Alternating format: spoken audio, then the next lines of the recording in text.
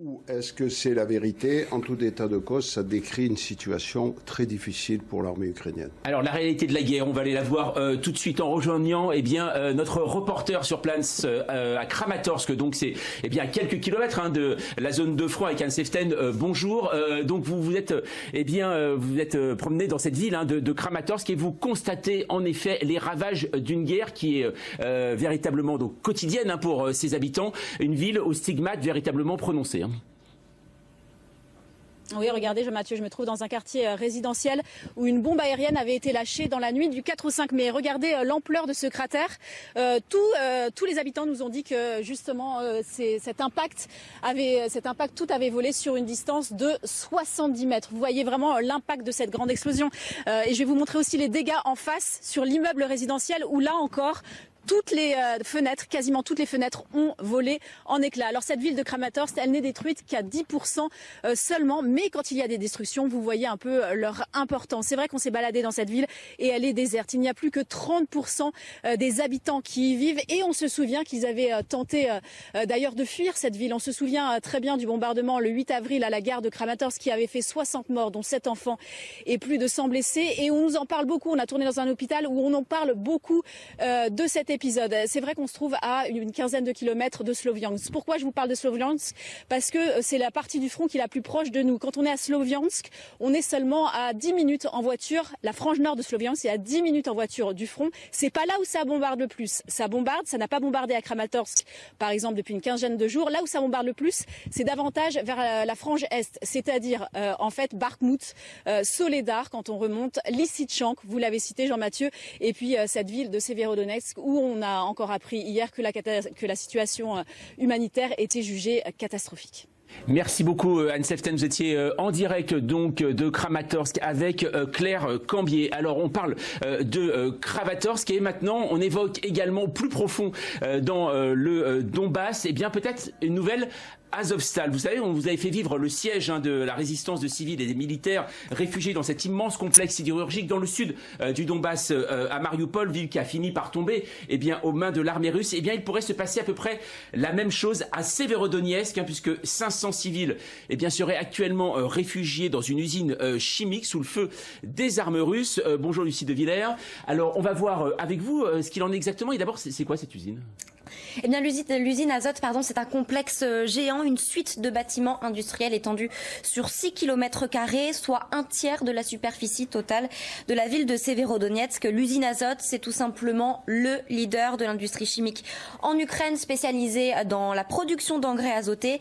Elle produit de l'acide acétique, du méthanol, de l'acétate de vinyle, de l'ammoniac liquide, de l'acide nitrique. Alors tout ça, c'est pas très parlant, mais c'est autant de matériaux ultra explosifs. On sait notamment que l'acide nitrique peut provoquer des graves brûlures. L'inhalation des vapeurs peut entraîner des œdèmes pulmonaires. C'est dire de la dangerosité d'une potentielle explosion.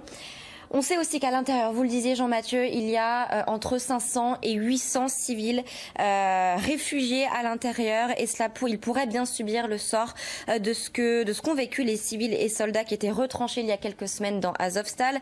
Volonté de résistance, là aussi, ravitaillement impossible, là aussi, bombardement de l'armée russe, là aussi, et de la même manière qu'à Azovstal autrefois, les Russes pour le moment ne parviennent pas à pénétrer les couloirs souterrains au risque de se faire tuer. Le site est tout simplement considéré comme Azovstal, comme une forteresse militaire par les Russes. Merci pour vos précisions, Lucie de Villers. C'est vrai, Pierre-Laurent, on parle de nouveau, voilà, le siège d'une usine, exactement, enfin un peu l'effet miroir, c'est vrai, en miroir d'Azovstal. On a l'impression que ces usines géantes sont devenues maintenant des lieux de refuge pour énormément d'Ukrainiens, voire aussi des défenseurs ukrainiens. Ça ne devrait pas l'être, parce qu'il est suicidaire d'aller se réfugier dans ce genre d'usines qui sont des véritables mines.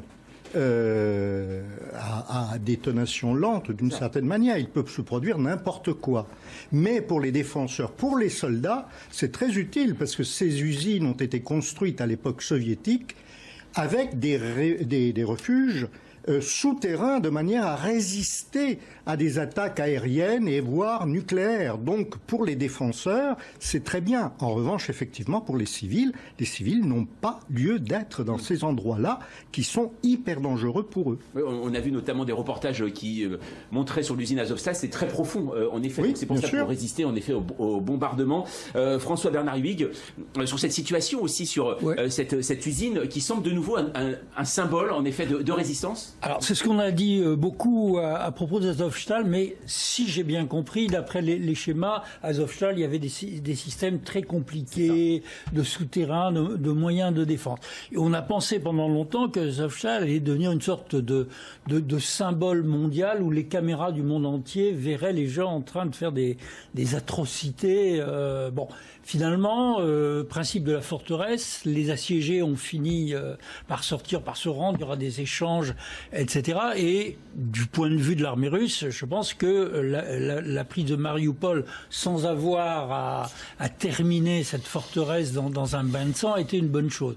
Est-ce que ça va être la même chose là, je n'en sais rien, je vais plutôt me tourner vers les militaires pour donner la réponse à cette question, mais en termes de communication, c'est quelque chose de semblable, même si c'est pas la même forteresse, évidemment, qu'Azovstal, avec ces caméras de télévision qui tournaient tout le temps. Jean-Claude Allard, on est de nouveau dans un siège qui pourrait durer, en effet.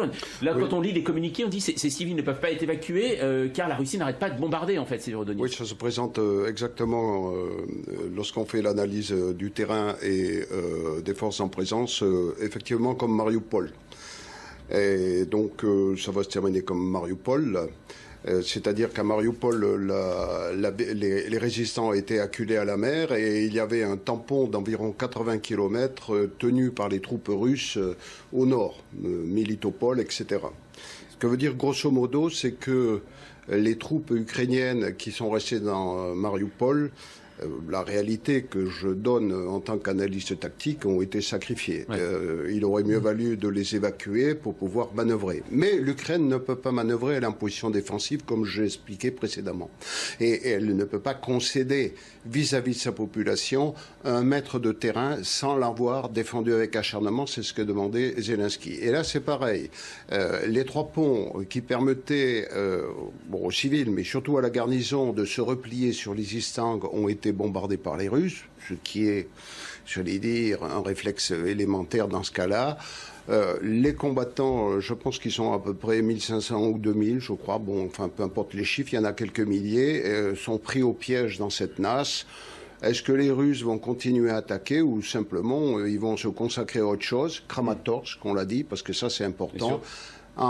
Ils peuvent plus partir. Il y a plus de pont pour partir. En face, il y a les troupes. Donc, c'est un peu comme si c'était, et je le disais pour Mariupol, un camp de prisonniers dans lequel la troupe.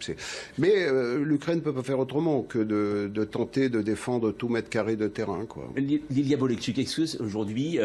Vous êtes inquiète par rapport à cette situation dans le Donbass qui, depuis, on le voit, quelques jours, voire même 1 voire 2 semaines, on sent une armée russe qui commence à prendre le dessus véritablement. Je suis très inquiète par rapport à la situation qui est sur le terrain. On est dans un rapport de force déséquilibré, forcément.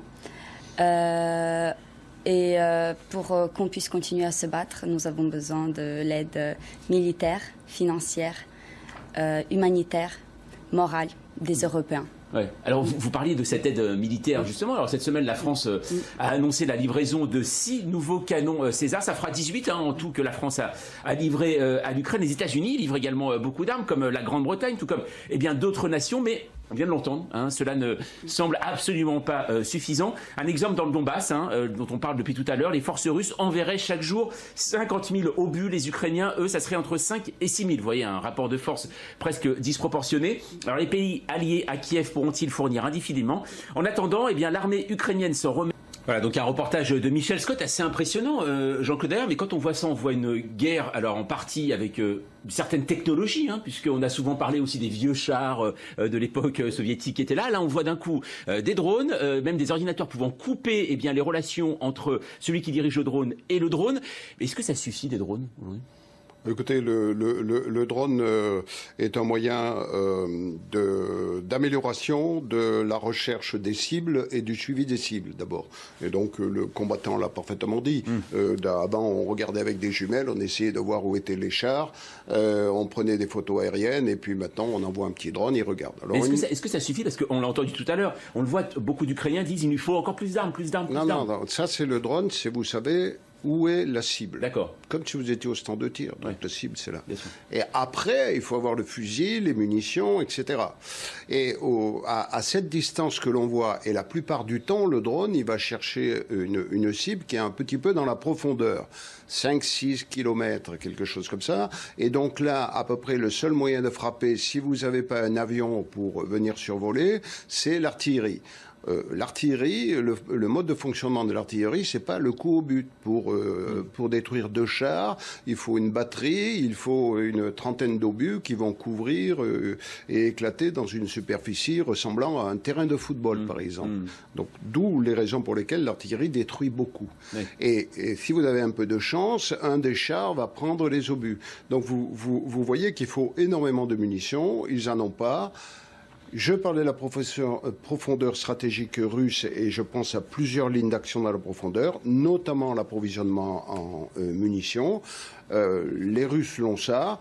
Ils ont des moyens modernes, pas aussi modernes que par exemple le César qu'on a fourni aux Ukrainiens, mais pour autant le feu tue, selon l'expression d'un général de la guerre de 14, et un obus, même si c'est un prix dans les réserves de la guerre de 14, il va tuer et faire du boulot en face. Alors, donc, une remarque, je suis étonné de voir combien cette guerre est devenue une guerre d'intendance en fait. Le problème, c'est enfin, toute guerre est une guerre d'intendance, me direz-vous, mais celle-là, on a très vite réalisé à quel point, après les tentatives de manœuvre russes pour qu'il y ait un effet de pince, etc., on avance, on se bombarde, on fait des duels d'artillerie, et tout ça, ça demande du matériel qui arrive juste à temps en quantité suffisante. Juste un point, on avait l'habitude, nous, occidentaux, d'analyser avec des opérations, comme on l'a vu en Afghanistan, où on frappe ponctuellement, puis on rentre dans ces casernements, etc. Là, c'est une guerre du type tout à fait classique, où 2 armées s'affrontent. Comme je le dis, ni l'une ni l'autre ne peuvent concéder 1 mètre carré de terrain, et donc ça se tape dessus, et c'est celui qui aura le plus de munitions qui, à la fin, aura gagné. Pierre Laurin, est-ce qu'on est aussi... Voilà, c'est ça exactement. Est-ce que finalement, on avait un peu oublié, nous, dans les armées occidentales, le côté guerre de haute intensité? Bien sûr qu'on l'a oublié, mais je crois qu'on continue également à être à côté un peu du sujet. Parce que lorsque nous offrons aux Ukrainiens des armements, ce sont des armements dont très souvent, en particulier du point de vue des munitions, ils ne peuvent pas se servir. Ce dont ils ont besoin, ce sont des munitions anciennement soviétiques, dont nous ne disposons pas. Il y a peut-être les anciens pays de l'Est qui disposent des stocks minimaux, mais ils doivent les garder pour eux, pour leur propre défense, parce que leur artillerie dépend également de ces munitions-là. Il n'y a pas de système moderne. Les systèmes César, 18 canons à terme, ce n'est pas ça qui va changer le conflit. On peut leur apporter des munitions sans aucun problème, mais pour les dizaines de milliers de canons dont dispose l'armée ukrainienne, il n'y a pas suffisamment de munitions. Et c'est là que l'on voit réellement qu'il y a une disproportion et que tout ce que l'on peut apporter d'utile, en fait, ce sont les missiles anti-avions et les missiles anti-chars. Tout le reste n'a pas réellement d'importance. Alors, je voulais également vous faire part aussi d'une information qu'on a reçue ce matin. C'est, vous le savez, la guerre, on l'a vu, c'est une affaire d'armes, de diplomatie, mais également de propagande, comme cette séquence, en fait, survenue hier sur les réseaux sociaux et montrée par une chaîne de télévision russe, une chaîne publique. Ce sont 2 Américains partis se battre comme volontaires auprès des forces ukrainiennes et portés disparus depuis plusieurs jours. Le président américain Joe Biden avait dit un peu plus tôt à la presse ne pas savoir où étaient les 2 hommes. Ce seraient 2 anciens militaires américains dont les proches n'avaient plus de nouvelles également depuis la semaine dernière. On n'en sait pas plus, mais tout de même, François-Bernard Hibig, on sent que la diffusion de ces images, c'est un moyen de pression. C'est évident et c'est appelé à se reproduire. Alors, ça a été, il y a des combattants étrangers, appelons foreign fighters, des gens qui vont pour des raisons idéologiques Soviétiques se battre en Ukraine. Et sur votre chaîne même, on a montré des Français qui y allaient. Donc ça existe, c'est vrai, c'est attesté. Y en a-t-il beaucoup? J'ai vu des chiffres effarants russes disant qu'ils avaient tué 1956 étrangers. Voilà, j'ai aucun moyen de vérifier. Chiffres russes, en effet, on ne sait pas. J'ai aucun moyen de vérifier, mais enfin, il doit y en avoir un certain nombre. Et parmi ces combattants étrangers, il y en a forcément qui vont se faire prendre. Ouais. Il y en a déjà qui se sont fait prendre et qui se sont fait condamner à mort, non pas par les Russes, mais par les autorités indépendantistes. Et donc c'est un phénomène qui se reproduira, et il faut s'attendre à ce qu'on les fasse passer devant la télévision, soit pour découvrir qu'ils ont des croix gammées tatouées, soit pour leur faire dire qu'ils ont été trompés et qu'en réalité c'est de la propagande, mais si j'ose dire c'est de bonne guerre. C'est en effet ces personnes arrêtés donc par les autorités de Louhans la semaine dernière. Ce sont 2 Britanniques, également un Marocain qui donc ont été même condamnés à mort aujourd'hui. Lilia Boguetchouk, c'est vrai que quand on voit ces combattants aujourd'hui, on ne sait pas aujourd'hui là s'ils sont en Russie, s'ils sont en Ukraine, mais le fait d'être américain, on imagine que ce sont des personnes dont on va entendre parler et dont la Russie, comme les autorités indépendantistes, vont se servir. Exactement. Je pense que justement, le gouvernement russe les utilise vraiment pour faire un moyen de pression, clairement. Je pense que il ne faut pas se laisser déstabiliser. Je pense qu'il est nécessaire de faire intervenir des Américains, qu'on continue à les faire intervenir dans le combat. Alors c'est leur propre chef, c'est pas l'armée américaine, précisons-le. Oui. Mais en tout cas, il ne faut pas se laisser déstabiliser par la politique russe, parce que c'est un moyen de pression qu'ils ont l'habitude d'utiliser. Alors on va continuer à en parler, on continue à en parler dans un instant, ne vous inquiétez pas, on va pouvoir y revenir. On va également aller dans un instant à Odessa. Vous savez à quel point le blé et cette ville sont importantes, puisque maintenant c'est un autre enjeu de la guerre. On revient dans un instant sur LCI. Je vous le disais en titre, 115e jour de guerre en Ukraine. Et vous le savez, dans une guerre, il y a le côté diplomatique, militaire et désormais alimentaire. La ville d'Odessa est au cœur de toutes les discussions en raison du blocus russe opérant sur cette ville portuaire où se trouve une partie du blé et céréales qui pour l'instant ne part pas. Alors on parle désormais d'une solution alternative, passer par les rails via la Roumanie plutôt que la mer. Mais c'est une solution, vous allez le voir, un brin complexe. C'est ce que nous explique Charlie Nurel. Cette exportation de blé est un véritable casse-tête chinois ici en Ukraine parce que vous l'avez dit, les ports sont bloqués. Juste pour vous donner un exemple, un bateau qui transporte 60 000 tonnes de blé, pour transporter la même chose via les rails, il faut 50 trains. Ça vous montre déjà un premier problème. Et puis là, on va vous montrer une autre difficulté logistique. Alors celle-ci, elle est très importante. Là comme ça, ça ne vous parle pas, ça ne vous saute pas aux yeux, mais il faut savoir que l'écartement des rails est aux normes soviétiques, c'est-à-dire calqué sur le modèle russe. Et donc c'est 8,5 cm plus grand que les rails en Union européenne. Donc que se passe-t-il lorsque ces trains arrivent à la frontière? Il faut décharger le blé et le mettre dans un autre train. Sauf que tout cela, ça prend beaucoup de temps parce que ça prend minimum 2 heures par wagon, ce qui provoque de grandes files d'attente. Sauf que là, c'est une course contre la montre parce que dans l'idéal, il faudrait exporter environ 20 millions de tonnes de blé avant un mois, avant la nouvelle récolte. Et ça, c'est presque mission impossible parce que vous l'avez compris, si on veut avoir des liaisons directes vers l'Union européenne, il faudrait donc changer cet écartement des rails, le mettre aux normes de l'Union européenne. Et le ministre ukrainien de l'infrastructure a dit que ça coûterait entre 2 et 3 milliards de dollars pour une seule ligne. Donc vous l'avez compris, combien de temps ça pourrait prendre? Qui financerait ce projet? Autant de questions qui sont pour le moment laissées sans réponse. Voilà, Charlie Nurel avec Éric Josset depuis Odessa. Donc on l'a bien compris, François-Bernard Huyghe. C'est vrai que cette solution par les rails, le chiffre est assez étonnant. Par bateau, c'est vrai que 60 000 tonnes, il faudrait 50 trains pour exporter donc l'équivalent. On sent bien la complexité de l'opération. Bah oui, alors, évidemment, j'ignorais absolument tout ça avant que vous le disiez, mais je suis frappé par le fait qu'on en revient toujours à un problème d'intendance, quoi.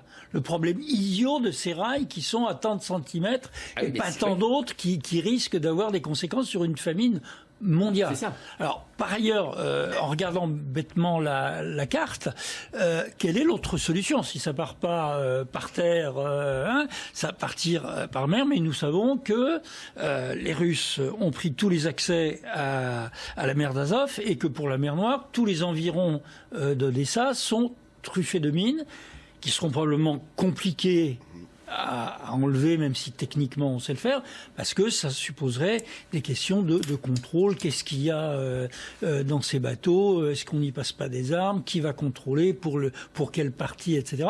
Donc ça semble un problème matériel qui va avoir des conséquences politiques, géopolitiques, et qui va même avoir des conséquences sur la vie de millions de gens, ou la mort de millions de gens. Jean Coutelard. Oui, sur les rails, juste pour information, ça commence à la frontière roumaine. Donc la projection de l'échelon avancé de l'OTAN, la NRF, que fournit la France, a vécu également ces problèmes et il a fallu faire une rupture de charge. Pour ce qui concerne la sortie des céréales par Odessa, par voie maritime, donc effectivement, la marine ukrainienne a mis une ceinture de mines pour interdire l'accès aux ports et aux plages, a coulé un certain nombre de vaisseaux, où des vaisseaux ont été coulés par l'armée russe au départ du coup. Donc essentiellement, le blocage, on peut même pas dire qu'il y a un blocage, c'est matériel. Donc pour arriver à faire ça, il faut des navires démineurs, et les navires démineurs, c'est soit les navires de l'OTAN, Roumanie, autres, ou la France et le Royaume-Uni, ou les navires russes. Donc on voit bien qu'il faut un accord entre tous les deux pour qu'ils viennent là et travailler pendant plusieurs jours pour enlever toutes les mines. On voit bien la crainte aussi des autorités ukrainiennes de dire si on enlève ces mines, la Russie va nous envahir. Et puis, il y a certainement aussi de la part des Ukrainiens cela, c'est pas dit ouvertement, mais c'est certainement en fond de tableau. Enfin, pour que une flotte de démineurs de l'OTAN vienne en mer Noire, il va falloir l'accord de la Russie. Et la Russie, justement, elle fait cette guerre pour, non pas contre les Ukrainiens, mais pour qu'il n'y ait plus d'OTAN en mer Noire.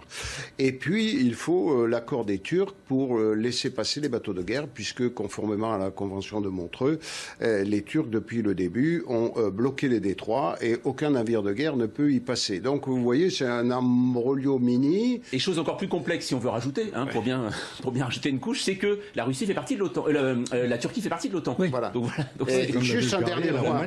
Alors, un dernier point pour voir la manœuvre, comment se présente la manœuvre. La Russie a pris le port de Mariupol. Les installations portuaires n'ont pas été trop endommagées. Et depuis le mois d'avril, parce que c'est vers le 15 avril qu'elle s'est saisie, elle travaille à la restauration du port. Et je pense qu'on va, dans les jours ou les semaines qui viennent, voir une offre russe pour faire partir des bateaux de céréales de Mariupol, puisqu'il y a 30 millions de tonnes, je crois, en réserve dans la partie qui a été prise à l'Ukraine par les Russes. Et on va avoir là une négociation, entre guillemets, intéressante. La Russie dit, vous voulez pas affamer le monde, mais moi je suis capable de. C'est ça. Voilà. Et voilà. Rappelons l'argument de Vladimir Poutine de dire que ce sont les sanctions occidentales qui fait qu'il ne peut pas avoir de blé. Une chose tout de même, Pierre-Laurent, c'était dit tout à l'heure par notre reporter Charlie Nurel. Quand on voit aujourd'hui la crainte de famine, notamment au Maghreb, dans la corne de l'Afrique, qui ont besoin de ce blé, qui ont besoin de ces céréales, est-ce qu'on a le temps aujourd'hui ?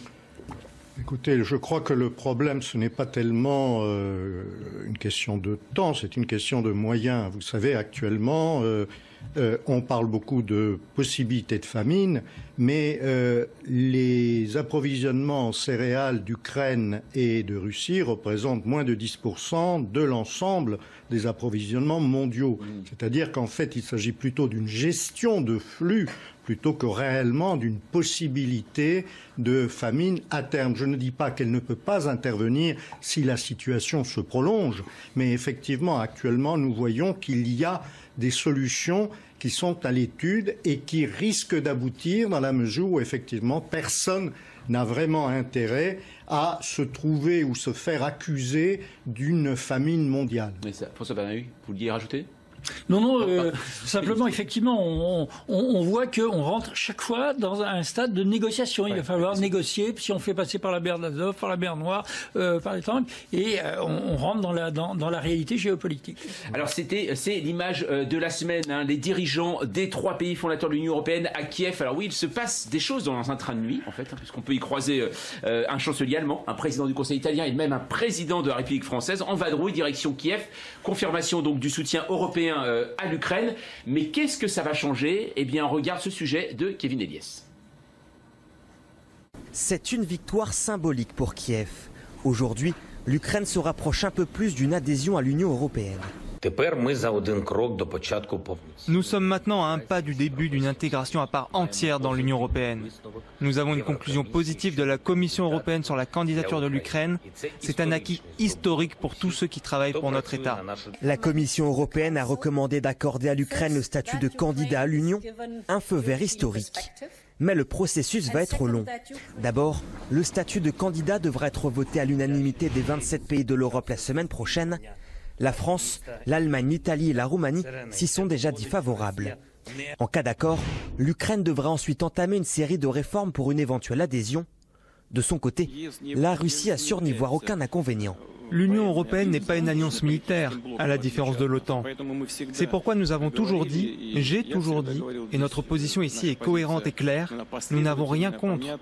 En mai dernier, Emmanuel Macron avait déjà prévenu qu'une adhésion de l'Ukraine pourrait prendre plusieurs décennies. Alors Lilia Bogacic, quand vous entendez, pour vous c'est important aujourd'hui d'entendre que éventuellement en attendant la décision des 27, il faut rappeler que c'est à l'unanimité, hein, c'est la semaine prochaine, que l'Ukraine peut candidater à être membre de l'Union européenne.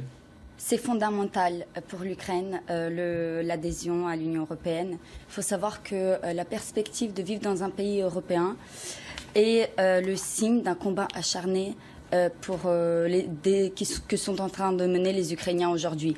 Donc les Ukrainiens ont fait leur choix depuis longtemps, qui est pro-européen. L'intégration à l'Union européenne est essentielle. Je pense que la communauté internationale doit assouplir les mesures d'intégration à l'Union européenne au vu de la situation exceptionnelle que sont en train de vivre les Ukrainiens, au vu donc qu'il s'agit d'avoir des mesures exceptionnelles. Pierre Laurin, vous vouliez réagir tout à l'heure justement sur ce sujet. On a vu d'ailleurs une commission très engagée puisque Ursula von der Leyen était même habillée aux couleurs de l'Ukraine. Oui, mais ça c'est à peu près régulier de la part d'Ursula von der Leyen. Non, ce que je voulais dire d'abord, c'est tout simplement que le problème de l'écartement des rails n'a pas eu d'influence sur le voyage des 3 chefs d'État et de gouvernement, puisque l'écartement polonais et l'écartement ukrainien n'est pas non plus le même. Et donc, normalement, ils auraient dû être bloqués à la frontière. Ça n'a pas été le cas. Donc, ça relativise un tout petit peu tout ce que l'on a pu dire précédemment. Ensuite, en ce qui concerne effectivement ce à quoi on a assisté, c'est simplement à une nouvelle mesure de soutien européenne à l'Ukraine. Est-ce que ça a une portée? La portée est tout à fait limitée, tout simplement parce que le processus d'adhésion éventuelle du candidat Ukraine à l'Union européenne prendra des années ou, comme le disait le président Macron, des décennies. Tout à fait, oui. Et c'est très simple, il faut des réformes structurelles en Ukraine. Il faut lutter contre une corruption qui est endémique, il faut lutter pour rendre le pays viable en regard des règles économiques de l'Union européenne, c'est hyper compliqué. Donc là, c'est un geste symbolique, mais ce n'est pas demain que l'Ukraine sera membre de l'Union européenne. Je voudrais juste réagir. Ce n'est pas demain que l'Ukraine sera membre de l'Union européenne. J'ai envie de dire, aucun pays n'a été membre de l'Union européenne le lendemain d'un événement ou le lendemain. Oui, mais nous sommes d'accord. Donc, nous sommes prêts à attendre le temps qu'il faudra. Nous sommes prêts à attendre. Et pour vous, l'acte est là, en fait. Maintenant, c'est gravé. En gros, il y a une candidature possible. C'est une candidature possible. Les Ukrainiens sont en train de laisser leur vie pour défendre des valeurs de liberté que sont les valeurs des Européens également. Donc, j'ai envie de dire, quelles autres mesures sont peuvent être plus fondamentales que celles-là pour une adhésion à l'Union européenne. François Bernahui. Que les Ukrainiens veuillent rentrer dans l'Union européenne, on le sait depuis 2014, hein, c'est même à l'origine de tout ça. Que leur candidature ait été encouragée, on le savait aussi, puisque Mme von der Leyen a été jusqu'à Kiev, je ne sais plus s'il était avec les deux couleurs, pour apporter le formulaire à Zelensky, donc le côté symbolique était important. Évidemment, ça va être un processus long. C'est un pays où il y a des millions de gens qui ont été déplacés, qui va être dans une situation économique invraisemblable, et il y a des critères objectifs. Il y a d'autres candidatures qui vont en quelque sorte se rattacher à ce wagon. Simplement, ça sera un encouragement symbolique, et ça va certainement se traduire par des aides matérielles supérieures. Donc, ça n'est pas purement uniquement pour la télévision et le symbole. Un mot tout de même, Jean-Claude Dair, quand Vladimir Poutine dit oh bah c'est pas grave, si l'Ukraine adhère à l'Union européenne, ce n'est pas une puissance militaire.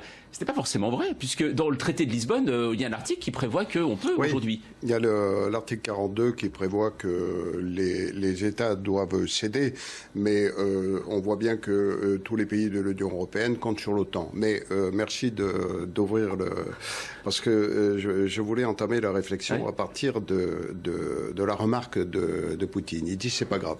Alors effectivement, quand on pense à ce que sont ses objectifs, ou pour moi ses objectifs politiques, c'est d'élargir la faille entre le monde occidental et le reste du monde. On sait que pendant longtemps, ces 20 dernières années, il a essayé de lancer les BRICS, il essaie, avec tous ses accords avec la Chine, etc. Donc, pour moi, l'Ukraine et puis quelques autres pays, la Albanie, Bosnie, etc., qui tentent de rentrer dans l'Union européenne. Voilà, eux, ils ont fait candidature avant, ça fait longtemps. Voilà, voilà. Non, mais je veux dire, il les laisse pour compte. Aujourd'hui, lui, son souci, c'est il essaie d'élargir la faille, et c'est que cet élargissement, ceux qui sont de l'autre côté, bon, ma foi, ils passent aux profits et pertes. Donc l'Ukraine, surtout l'Ukraine telle qu'elle va rester à la fin de cette guerre, c'est pas un problème majeur pour lui. Voilà ce que je voulais dire. Et puis peut-être il y a en sous-main un point, c'est-à-dire que lorsque je regarde les autres membres, l'Albanie, la Bosnie qui est un pays en ébullition politique en ce moment, le Monténégro, la Macédoine du Nord, etc., qui sont aussi candidats, avec cette Ukraine que l'on pousse, et avant la guerre, déjà, les oppositions de l'Union européenne vis-à-vis de la Hongrie, il est en train de se dire, allez, je mets tout de l'autre côté de la barrière, ils vont se chamailler, et moi je traite avec la Chine, avec l'Inde, avec le reste du monde, et j'essaie de reconstruire un autre système international, qui est déjà un petit peu, et quelques briques ont été mises en place. Ça marche pas très bien, mais elles sont en place. Et Pierre Laurent, c'est vrai que Vladimir Poutine a toujours eu des mots quand même très durs envers l'Union européenne. On était décadents longtemps, ça ne marchait pas. C'est le choc des civilisations, si j'ose dire. Mais ce qui est important pour Vladimir Poutine, c'est que l'Union européenne n'a aucun poids politique. Elle a un poids en fonction des États qui la composent. C'est-à-dire que la Russie négocie avec la France, avec l'Allemagne, etc. Mais avec l'Union européenne, il n'y a pas de terrain d'entente. Pourquoi ? Parce que toutes les décisions se prennent à l'unanimité, parce que c'est une foire d'empoigne, et que plus il y aura de membres, et plus ce sera compliqué.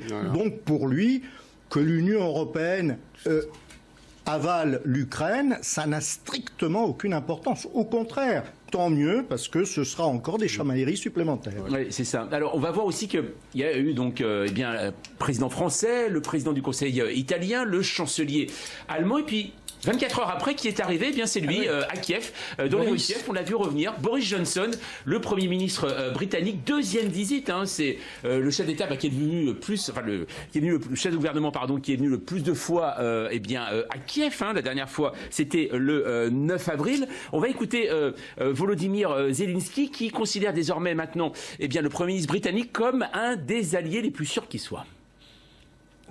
Nous avons une vision commune de la manière dont l'Ukraine peut remporter la victoire, car c'est le résultat dont l'Ukraine a besoin, la victoire pour notre État.